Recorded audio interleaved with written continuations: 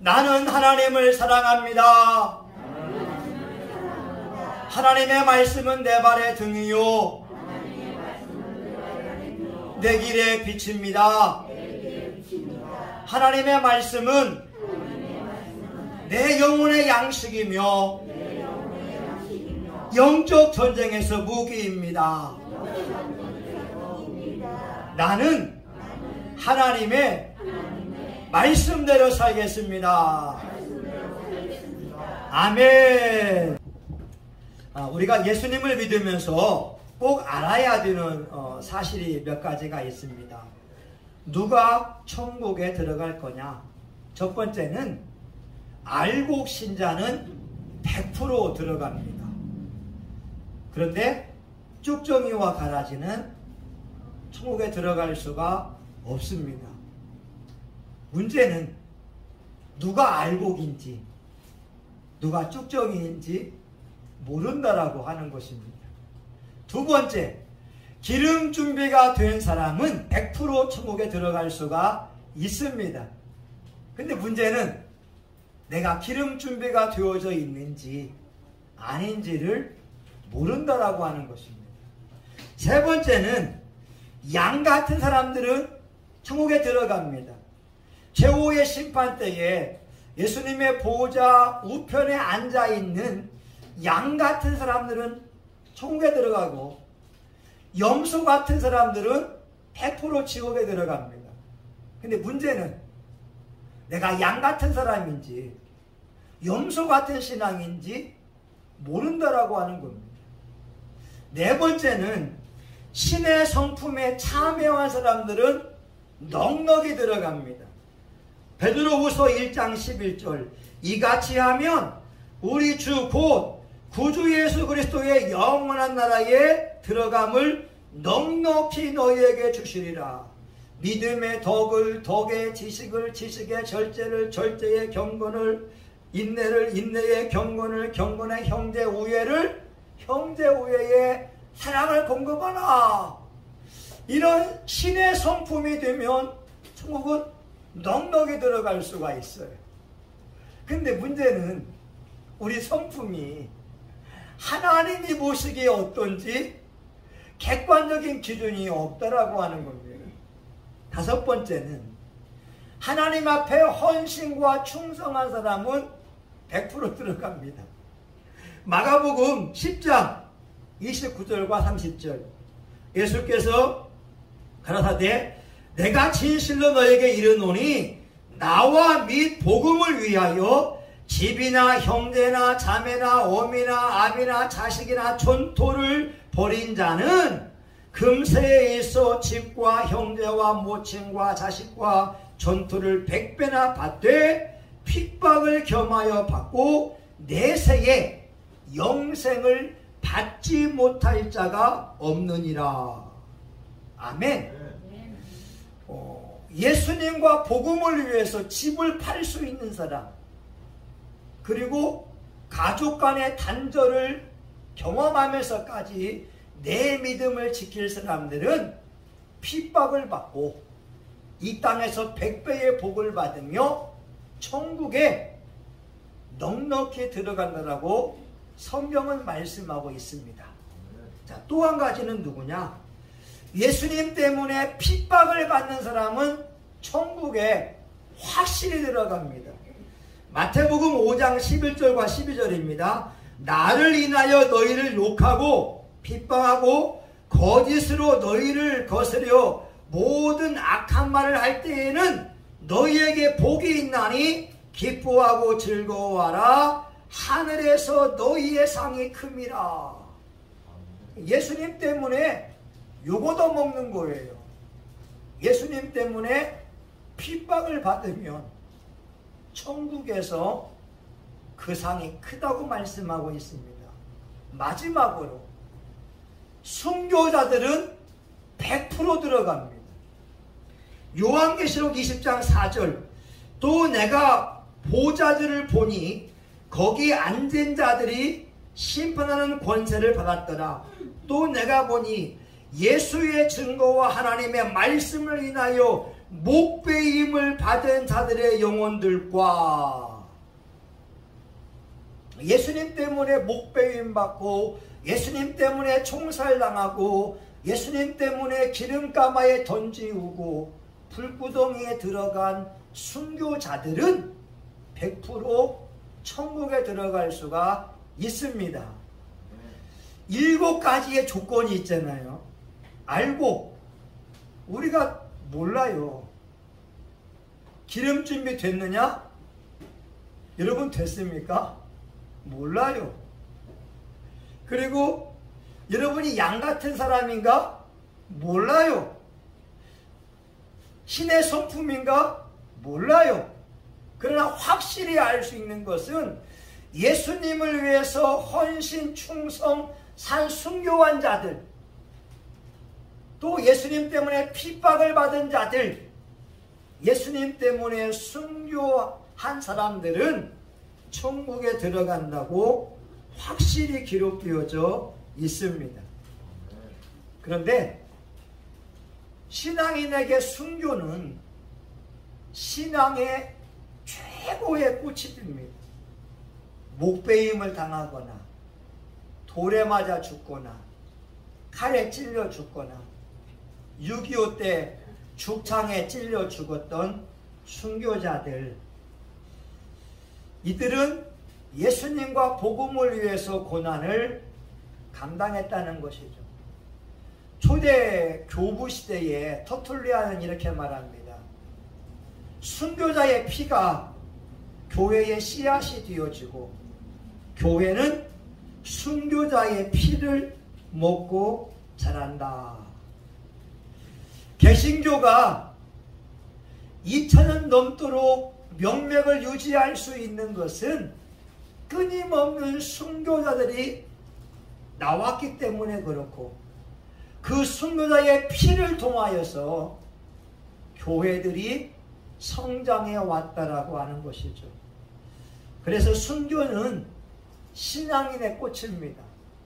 근데 우리 한국 사회에서 순교하기는 쉽지 않습니다. 북한이나 이슬람 문화권에서는 순교당할 수가 있지만 자유 대한민국에서는 순교당하기가 쉽지가 않아요. 그래서 순교신앙을 준비하면서 산순교신앙, 살아있지만 죽은 자와 같이 살아가는 신앙, 다른 말로 보게 되면 별세신앙, 여기에 대해서 말씀을 증거하려고 합니다. 진짜 신앙인이라고 한다면 예수 믿으면서 핍박을 받을 수가 있어요. 저희 어머니가 예전에 예수 믿으려고 하니까 우리 할머니가 팔뚝을 물어 뜯으면서 목사 서방 얻어가야지 왜 내 아들 힘들게 하냐라고 했다라고 하잖아요. 옛날에 어르신들은 예수 믿으면서 엄청 핍박을 받았습니다. 어떤 분은 수요예배 드리고 왔는데 남편이 문을 잠가버렸어요. 이분이 아들, 딸, 이남, 이녀들하고 밤새도록 집 밖에서 그냥 하룻밤을 지샌 거예요. 남편은 술 먹고 문 잠근 기억이 없으니까 부인하고 아이들은 교회에 갔다 와서 하루 종일 밤새도록 그 밤을 세운 사람이 있고, 심지어 어떤 분들은 예수 믿는다고 해서 멍석마리를 당한 사람도 있습니다. 요즘 젊은 사람들은 멍석마리가 뭔지 모를 거예요. 멍석에 말고 몽둥이로 때리는 겁니다. 그러면 누가 때린지 모르는 거예요. 이런 고통을 당하면서까지 믿음을 지켜왔기에 저와 여러분들이 편하게 예수님 믿고 있는 줄 믿습니다. 아멘. 여러분, 순교신앙이 우리의 믿음의 꽃이라고 한다면 어떻게 해서 산 순교신앙을 가져갈 수 있을 것인가? 우리 20절 말씀 한번 같이 보겠습니다.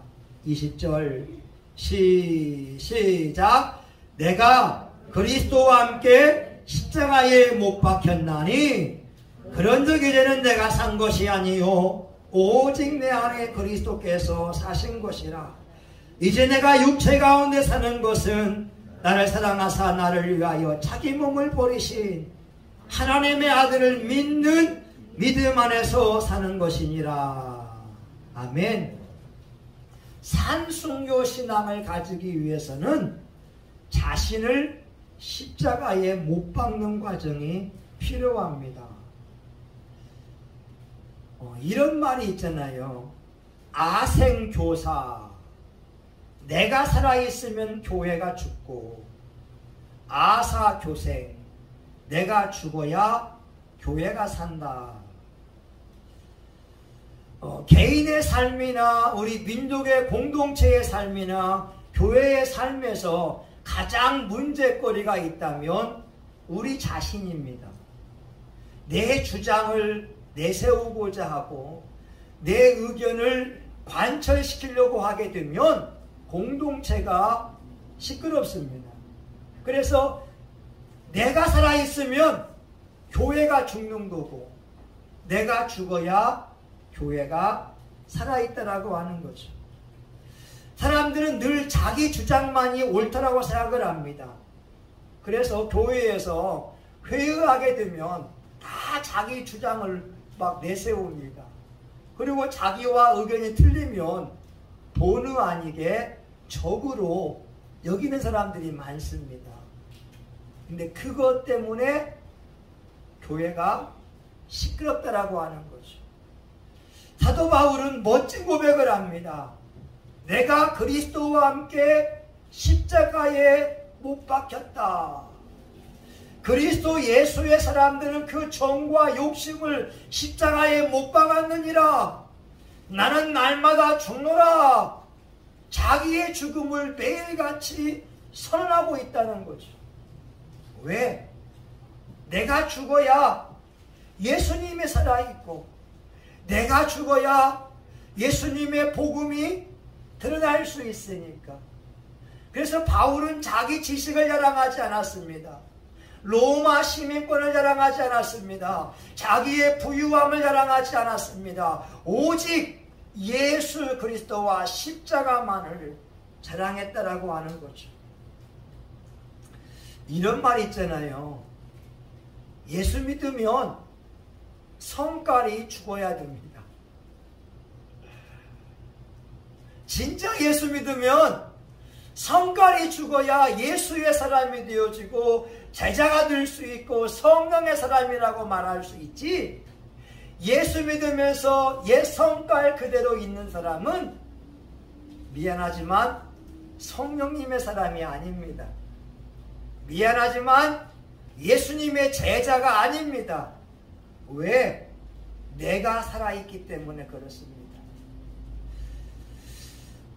사도 바울은 자기의 죽음을 선포하는 거예요. 나의 못된 고집, 이걸 죽여버리는 겁니다. 내 안에 있는 미움을 죽여버리고 서운한 마음, 섭섭함, 시기심, 이기심, 탐심, 개인의 욕심을 십자가에 못 박음을 통하여 나로 살지 않고 예수 그리스도로 살려고 나는 날마다 죽노라 고백을 하고 있습니다. 어떤 목사님은 자기가 가장 좋아하는 숫자가 4라고 합니다. 4. 죽고 또 죽고 죽어라. 우리 한번 해볼까요? 4. 죽고 또 죽고 죽어라. 한 번 더. 죽고 또 죽고 죽어라. 예, 맞습니다. 나의 옳음을 주장하지 않기 위하여 죽여야 됩니다. 내 성질을 죽이고 예수님의 성품으로 닮아가야 된다라고 하는 거죠. 근데 여러분, 세상은 어떻게 합니까? 자기 감정에 충실하라고 하는 거예요. 너 화내? 화를 표현해. 너 미워하는 거 죄 아니야. 네가 서운한 거 당연한 거야. 물론 맞아요.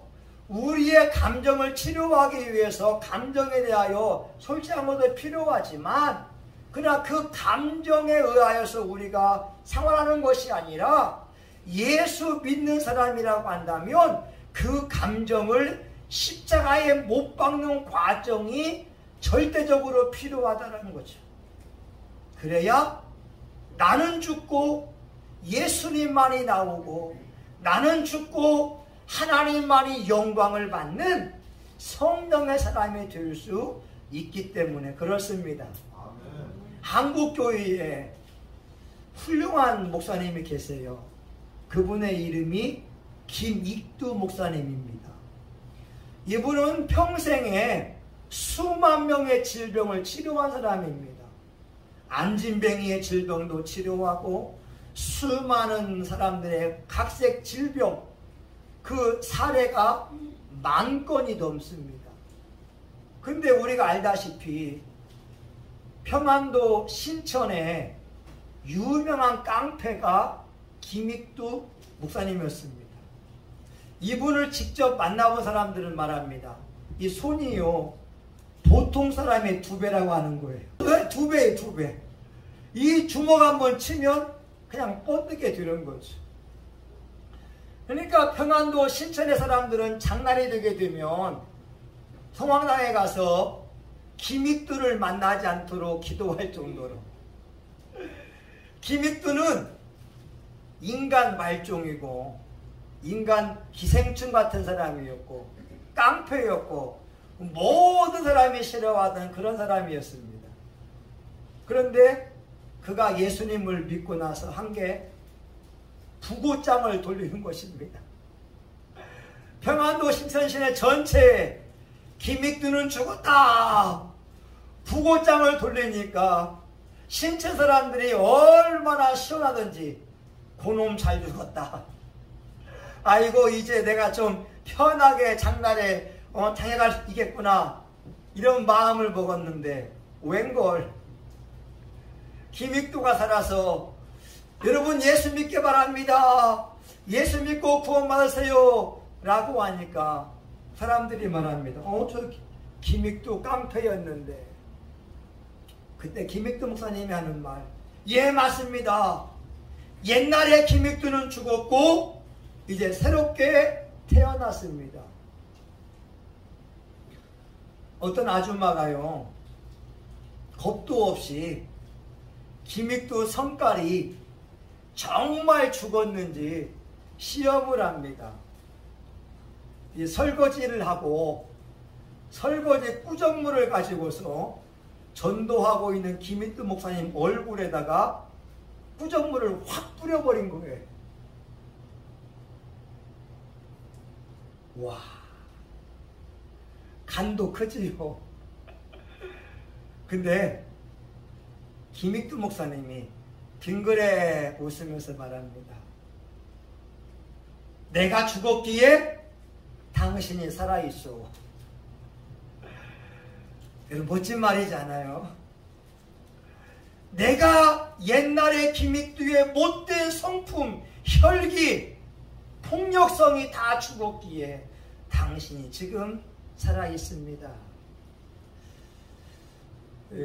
오늘날 우리 신앙인들의 모습 가운데에서 예수님의 모습이 보여져야 됩니다. 특별히 목사님과 장로님들, 권사님들, 직분자들의 모습에는 예수님의 모습이 보여야 됩니다. 근데 여러분 이게 솔직히 어렵잖아요. 우리에게 감정이 다 있잖아요. 감정. 근데 그 감정을 건드리면 화가 치밀어 오르잖아요. 이때마다 죽이는 과정을 경험해야 됩니다. 물론 저도 이것이 쉬운 게 아닙니다. 사건 속에서 감정이 죽어야 되거든요. 사건 속에서 토라지는 마음, 이게 죽어야 됩니다. 사건 속에서 미워하는 마음, 한 맺힌 마음, 꿍하는 마음, 토라지는 마음, 인색한 마음, 이것을 못 박을 때 성령으로 살아갈 수가 있습니다. 이런 노래가 있잖아요. 형제의 모습 속에 보이는 하나님 영상 아름다워라. 존귀한 주의 자녀 됐으니 사랑하며 섬기리. 목사님 모습 속에 보이는 하나님 영상 아름다워라. 장로님 모습 속에 보이는 하나님 영상 아름다워라. 권사님 모습 속에 보이는 하나님 영상 아름다워라. 존귀한 주의 자녀 됐으니 사랑하며 섬기리.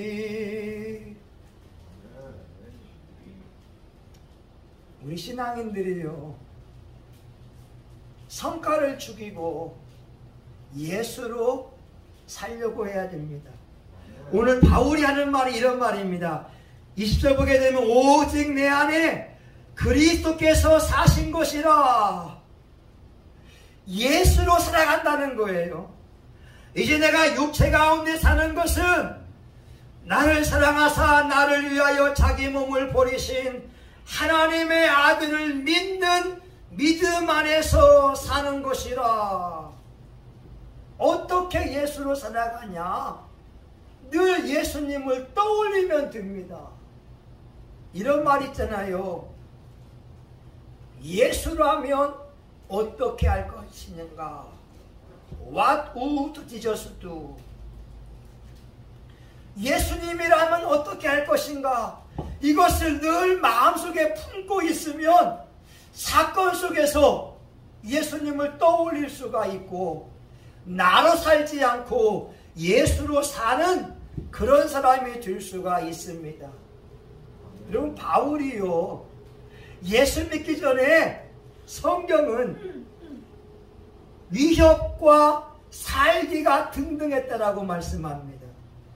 사도행전 9장 1절에 보게 되면 눈에 살기가 있어요. 살기가.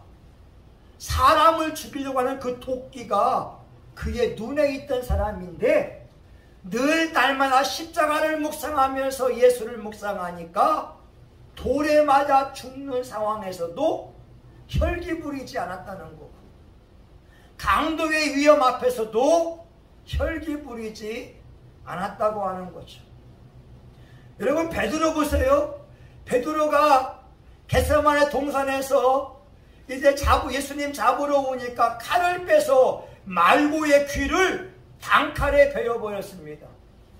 베드로는 다혈질의 사람이었습니다. 불의를 못 참았습니다.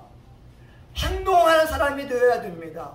그런데 이 베드로가 예수님을 만나고 나서, 성령님을 만나고 나서 순수히 감옥에 잡혀 들어가게 되고 예수의 복음을 전파하는 사람으로 변하게 되었다고 하는 거죠. 야고보와 요한을 보게 되면 성경은 이들의 별명을 우레의 아들, 번개의 아들이라고 하는 거예요. 이 야고보와 요한은 예수님을 거부하는 사마리아 사람을 향하여서 말합니다. 예수님, 우리 기도해요. 무슨 기도? 하늘에서 번개불이 내려서 이 사마리아 사람들 불태워 죽이도록. 자기를 환영하지 않는다고 하면서 그 마을에 번개불 진노가 임하기를 요구했던 게 야고보와 요한인데, 야고보와 요한이 성령을 받고 나서 야고보가 쟤들 가운데 첫 번째 순교자가 되고 있습니다. 수많은 신앙인들이 나로 살지 않고 예수 그리스도를 믿는 믿음 안에서 살아왔어요. 이제 저와 여러분에게 하나님이 말씀하고 있지 않습니까? 우리에게 순교는 우리 희망사항인데, 확실히 알 수 있는 것은 삶 가운데에 산 순교자로 살아갈 때 하나님께서 그 믿음을 축복하시고 천국으로 인도할 줄 믿습니다. 아멘. 여러분, 마지막으로요, 신성용 목사님이 개인적으로 천국과 지옥을 보고 왔어요. 이건 우리가 은혜로 받으면 됩니다. 우린 말씀에는 없으니까. 천국에 12개의 계단이 있더래요. 하나님의 보좌가 있고 보좌로부터 12개의 계단이 있는데, 첫 번째 반열에 있는 사람들은 순교자들이더라.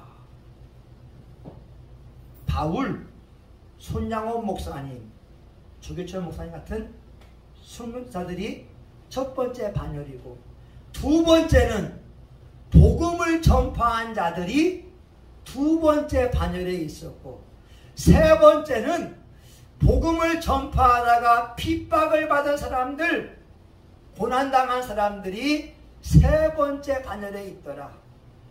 신학대학 교수는 8번째인가 있고, 교회 직분자들은 하나님의 보호자로부터 10번째 멀리 있더라.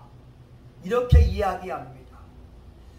저와 여러분, 이 땅을 살면서 진짜 신앙인이 되어지고 산순교의 삶을 살아간다면 적어도 1반열이나 적어도 3반열까지는 저와 여러분의 자리가 되어야 될 줄 믿습니다.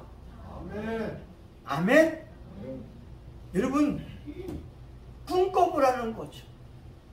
내가 예수님 때문에 목베임 받을 수는 없지만 내 감정이 불끈불끈 올라오는 그 순간, 예수님 때문에 감정을 내가 억제하고 혈기를 죽이고 미움을 죽이고 폭력의 마음을 죽이고 살인의 마음을 죽이고 예수로 살아갈 때에 산순교자의 신앙이 되어서 주님 앞에 가게 되면 적어도 1반열, 2반열, 3반열에는 우리 성심교회 교우들이 다 있었어.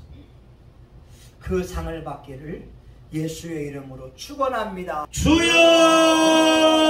주여,